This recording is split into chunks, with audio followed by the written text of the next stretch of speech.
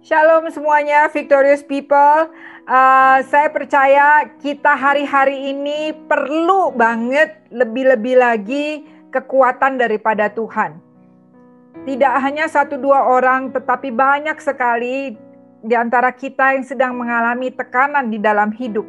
Dan biarlah kebenaran firman hari ini memberi kekuatan, memberi kita semua semangat yang datang daripada Tuhan, sehingga setiap kita kalau ada yang merasa tertekan saat ini, bahkan putus asa, tidak ada pengharapan, mari kita buka hati, biarlah Roh Kudus berbicara kepada setiap saudara dan saya. Saudara yang dikasihi Tuhan, tidak ada satu orang pun yang tidak pernah mengalami ketakutan. Tapi waktu ketakutan itu karena kita tidak ada pengharapan, ya, mungkin karena merasa gagal, atau kita merasa tidak mampu, malu, atau mungkin ada di antara saudara yang merasa, aduh saya sudah kehilangan segalanya. Keluarga, semuanya. Saudara mungkin ada yang takut gak sembuh-sembuh, takut dalam kekalahan, dalam hidup, ataupun ada yang anak-anak saudara melakukan hal-hal yang memberontak. Itu membuat saudara khawatir, saudara tertekan, saudara. Mazmur 43 ayat 5, firman Tuhan memberi kekuatan kepada kita. Firman-Nya berkata, "Mengapa engkau tertekan, hai jiwaku, dan mengapa engkau gelisah di dalam diriku? Berharaplah kepada Allah, sebab aku bersyukur lagi kepadanya, penolongku dan Allahku." Tuhan adalah penolong saudara dan saya. Tuhan tidak pernah meninggalkan saudara dan saya. Seorang raja dari bangsa yang besar pernah merasa ketakutan, pernah merasa tekanan dalam hidupnya. Apalagi sebagai seorang raja, waktu bangsa itu diintimidasi oleh lawan, oleh musuh, dan salah satu tentara yang besar banget mengintimidasi berhari-hari dengan merendahkan bangsa Israel. Kita tahu, saudara, cerita Goliat, Saul, dan Daud. Bagaimana Goliat senantiasa mengintimidasi. Dikatakan Goliat adalah raksasa, ukurannya tuh besar banget. Dia memakai baju tentara aja, saudara. Itu dikatakan sekitar 157 pounds. Itu kurang lebih 71 kilo. Bajunya aja loh, saudara. Ngebayang gak sih? Ya, kita aja nih para wanita kalau mau nimbang berat badan, seringkali kita mau lepasin sepatu karena supaya gak berat. Padahal sepatu berapa sih beratnya, ya? Ini Goliat dikatakan bajunya berpuluh-puluh kilo. Wow, luar biasa banget. Dan dia berteriak-teriak kepada bangsa Israel. Basically dia merendahkan bangsa Israel dan bahkan berkata, "Pilih orangmu, lawan saya." Seperti begitu, saudara. Kadang melalui kehidupan kita juga merasa terintimidasi seperti itu. Kadang apa yang kita lihat dengan mata kita, tantangannya, masalahnya begitu besar. Besar banget, seperti raksasa. Nggak mungkin nih kita bisa melewati. Akhirnya membuat kita patah semangat. Akhirnya membuat kita putus asa. Bahkan tidak punya pengharapan karena tantangan yang besar itu. Tetapi saudara, seorang Daud, gak besar orangnya, tetapi dia mengandalkan Tuhan. Dia waktu mendengar seperti itu, akhirnya dia sempat marah dan dia berkata, "Siapa orang Filistin ini? Filistin yang tak bersunat ini sampai ia berani mencemoohkan barisan daripada Allah yang hidup." Garis bawahi, saudara, Allah yang hidup. Percayakah kita, saudara dan saya, bahwa kita punya Allah yang hidup? Allah yang tidak tertidur.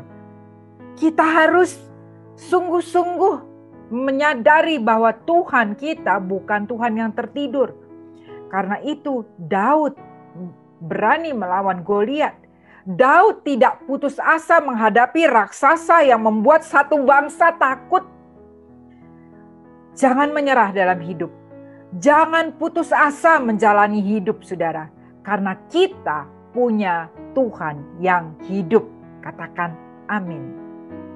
Untuk itu, 3 poin singkat. Yang pertama, andalkan Tuhan senantiasa. Daud tidak mengandalkan kekuatannya. Daud percaya sekali Tuhan yang hidup yang menyertai kehidupannya. Tuhanlah yang membelanya. Dia bangkitkan imannya dengan memproklamasikan kebesaran Tuhan. Apa yang kita keluarkan dari mulut kita? Apakah yang kita keluarkan senantiasa masalah, cerita kiri kanan semuanya? Atau apa yang kita keluarkan dari mulut kita adalah kebesaran Tuhan, pernyataan Tuhan, janji firman Tuhan. Biarlah kita mendeklarasikan kebesaran dan firman Tuhan, janji-janji Tuhan. Dan pikiran kita, hati kita fokus senantiasa kepada Tuhan. Filipi 4 ayat 13, janji firman Tuhan berkata, segala perkara dapat kutanggung di dalam Dia yang memberi kekuatan kepadaku. Percayakah saudara akan hal itu? Poin yang kedua adalah Daud bersyukur. Buktinya apa saudara? Waktu Daud membuat keputusan untuk melawan Goliat, Saul memberikan, ayo nih Daud pakai aja nih baju ini, pedang ini dan sebagainya.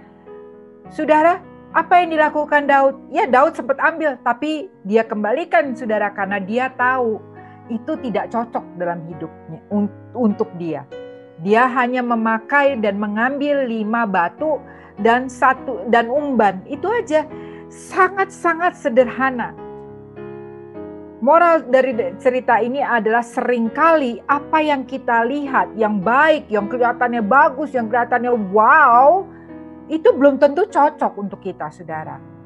Tapi apa yang kita punya, yang ada di tangan kita, walaupun kelihatannya sederhana, tetapi dengan penyertaan dan berkat Tuhan, itu akan menjadi ajaib. Itu yang membuat Goliat, raksasa yang besar itu, tumbang, saudara. Waktu Daud hanya mengatepel gitu ya, batu itu sampai kena ke kepalanya Goliat dan dia tumbang. Kelihatannya impossible, gak mungkin. Tetapi itulah Tuhan kita. Dia Tuhan yang ajaib, Tuhan yang memberi mujizat.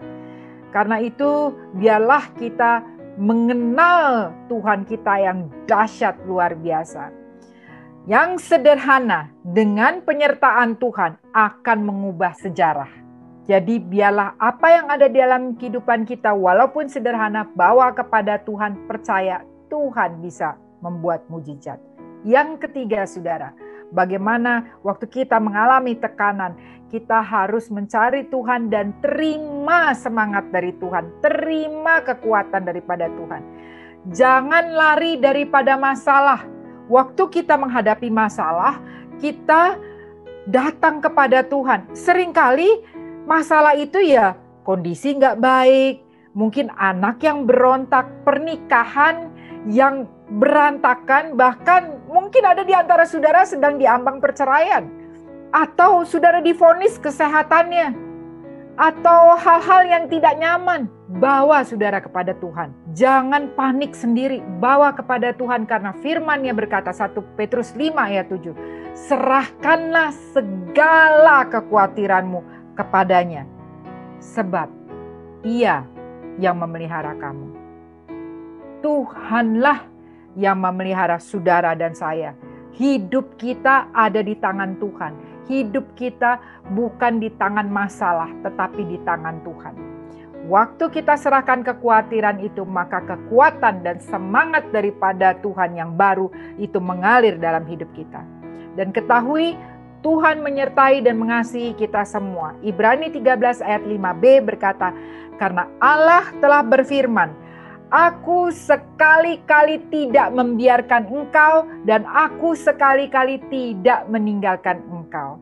Jadi saudara yang dikasihi, mari kita datang kepada Tuhan, andalkan Tuhan, tetap bersyukur dengan apa yang kita miliki dan serahkan itu kepada Tuhan dan berikan segala kekhawatiran kepada Tuhan, karena Dialah yang memelihara hidup saudara dan saya sehingga kita bisa menerima semangat yang baru. Mari saudara, kita satukan hati dan kita berdoa. Bapa di surga, kami bersyukur Tuhan kepadamu. Apa yang tidak mungkin bagi kami percaya Tuhan mungkin bagimu. Tuhan, kalau hari-hari ini Tuhan, kami sedang melewati masa-masa lembah-lembah kekelaman dalam pergumulan kami. Tuhan, kami berdoa biarlah Roh Kudus yang menolong setiap kami. Dan saat ini kami mau menyerahkan segala kekhawatiran kami, ketakutan kami, kekecewaan kami, bahkan keputusasaan kami kepadamu Tuhan. Angkatlah setiap beban kami dan mampukan Bapa untuk setiap kami dapat tetap mengucap syukur senantiasa. Tuhan, kami mau juga Tuhan melibatkan Engkau, Roh Kudus bantu kami, libatkan Engkau senantiasa. Biarlah hidup kami senantiasa mengandalkan Tuhan, senantiasa fokus kepadamu ya Tuhan. Terima kasih Roh Kudus untuk pertolongan yang daripadamu. Kami percaya kami menerima kekuatan baru. Kami percaya kami dibangkitkan. Kami percaya ada pengharapan dan pengharapan di dalam Tuhan tidak mengecewakan. Terima kasih Bapa, Engkau sungguh baik. Di dalam nama Tuhan Yesus Kristus kami berdoa dan mengucap syukur. Haleluya. Amin. Sampai jumpa. Sampai ketemu lagi, saudara yang dikasihi. Tuhan Yesus memberkati saudara. Shalom.